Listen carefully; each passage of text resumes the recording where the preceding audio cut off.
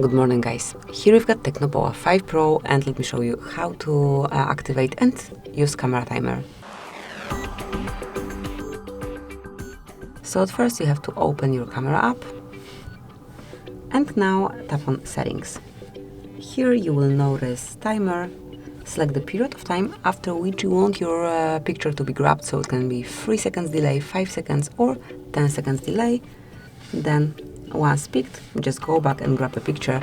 You will be able to see the countdown on the screen. Also, once you've got your sounds on, you will be able to hear those 3 last counts, and then the picture will be grabbed.